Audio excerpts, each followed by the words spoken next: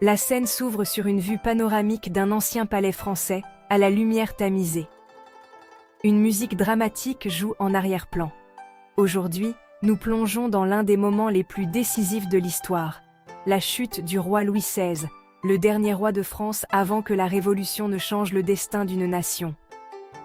Voici l'histoire d'un monarque, né dans le luxe et les attentes, qui a finalement rencontré son sort aux mains des révolutionnaires.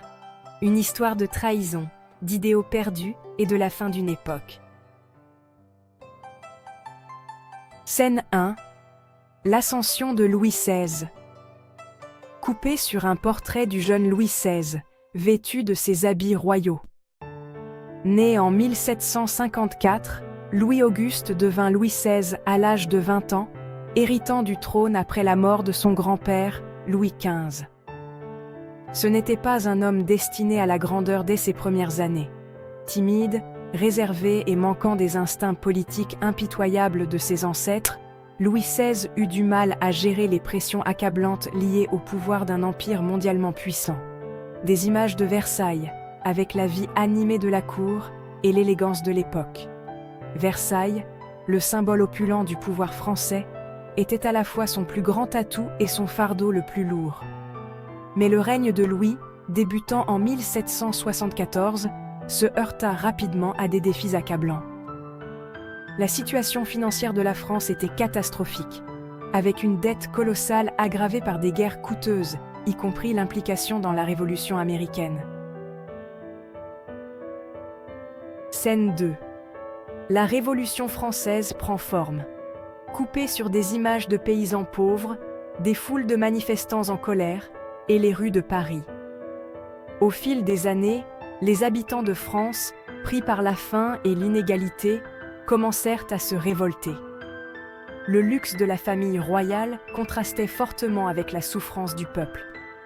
En 1789, la prise de la Bastille marqua le début de la Révolution française et le monde de Louis XVI commença à s'effondrer. Vous devez regarder ceci si vous avez du mal à comprendre la chute de la monarchie. Le roi et sa reine, Marie-Antoinette, tentèrent désespérément de fuir le chaos. En juin 1791, sous le couvert de la nuit, ils tentèrent de s'échapper de Paris déguisés. Mais leur plan échoua de manière spectaculaire. La famille royale fut capturée à Varennes et ramenée dans la ville dans le déshonneur. La colère du peuple monta en flèche, et la monarchie était de plus en plus perçue comme un symbole d'oppression et de tyrannie. En 1792, les révolutionnaires prirent le contrôle total. La monarchie fut officiellement abolie. Et Louis XVI fut emprisonné, accusé de trahison. L'ancien roi, autrefois l'homme le plus puissant de France, était désormais réduit à un prisonnier sans défense.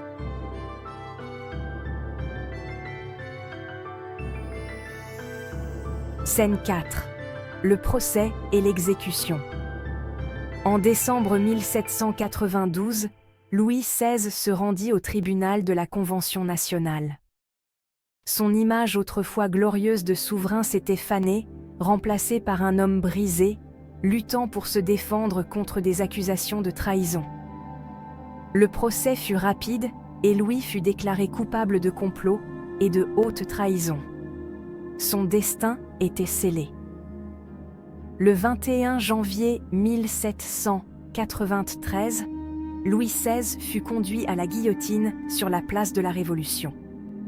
Alors qu'il montait l'échafaud, il s'adressa à la foule, mais sa voix fut noyée par la fureur de la populace.